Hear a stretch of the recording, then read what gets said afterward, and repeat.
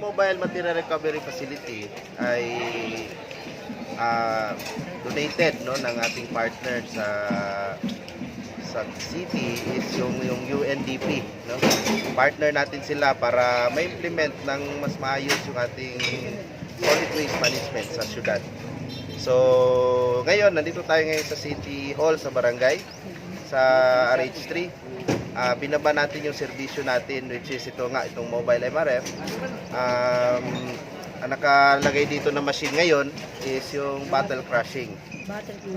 So yung mga waste material na made of bottles, no, glass, dinadala dito.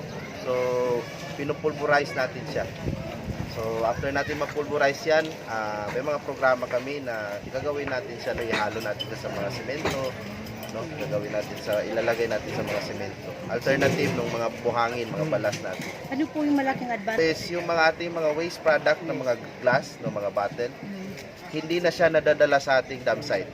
Nagkakaroon tayo ng waste diversion ng mga glass and bottles natin. Sir, ano pong naman ito, no, yung itong MRF namin, itong bottle crusher, is yung waste segregation or yung waste diversion natin. No?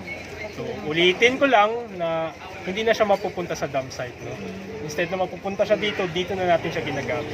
So, marirecycle natin siya, marireuse natin. Yung sir, bali saan dadali o saan ihahalo? Sa semento, no? Alternative use siya doon sa mga balas na hinahalo natin. So, malaking tulong na bote. Ano pa po ba ang maaari natin sa kanila? Meron sa aming opisina, hindi lang namin nadala dito kasi medyo malaki yun. Nagpa-process din tayo ng mga plastics, no? Mga plastic waste natin. Pwede natin i-process doon sa aming opisina. Meron kami doong material recovery facility sa loob ng City Hall, sa likod yan. Na-process natin yung mga plastic. Kasali na dyan yung mga yung mga plastic na yun, yung mga Good plastic. Good plastic, yan. Mga ganyan na plastic. Sandbags. Pa-process natin yan, pwede natin siyang gawing upuan. Sa ngayon, upuan pa lang ang ginagawa namin. Kasi pa lang yung may molder kami. And soon, no, dadami yung mga molder natin. Mas marami tayong product na magagawa. So, all in all, yung mga basura natin, hindi lahat nadadala sa dump site.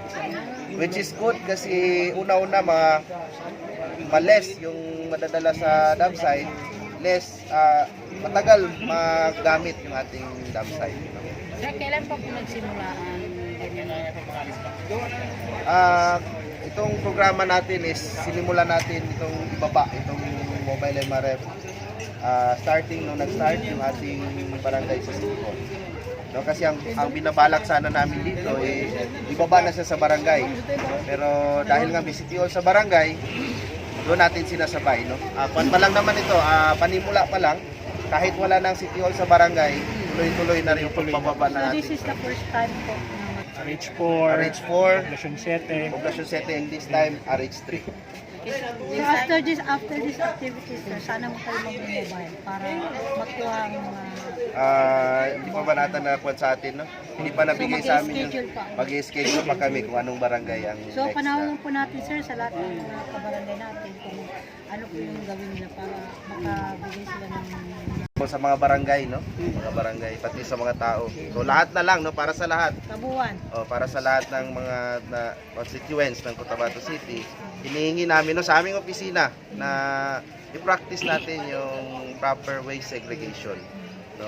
Kung sa tingin nila na walang papupuntahan yung waste segregation nila, no, pagsisegregate nila ng basura, dito na po nila makikita na merong mapupuntahan yung pagsisegregate nila.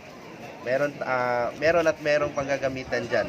No, hindi sayang yung effort na gagawin nila kasi makakatulong sila sa komunidad, sa environment, and syempre yung mga resources natin mas mapakinabangan natin. Okay, ako sa salamat message, sir, kung sino po yung higit natin pasasalamatan sa malaking event na ito. So, unang-una syempre yung ating mayor, no, para sa lahat. Dahil initiative talaga ng ating mayor ito, ng City Hall sa barangay. No? Para yung mga constituents natin, hindi na pumunta ng City Hall. Dito na lang, no? In fact, itong City Hall sa barangay, hindi na nilimit kung anong barangay lang ang pinupuntahan. Mari itong RH3, hindi lang RH3 na constituents, pwede pumunta dito yung iba't ibang barangay. So yun ang isa sa sasalamatan natin sa ating mayor. Pangalawa, syempre yung ating mga barangay na very cooperative. No? Tinutulungan nila tayo na ma-implement or makahikayat ng mga tao na mag-support sa mga programa ng city. So, all in all, no, sa lahat ng ating barangay official, pinapasalamatan natin sila na for actively supporting us sa ating mga programa sa city. Thank you. Thank you so much, sir.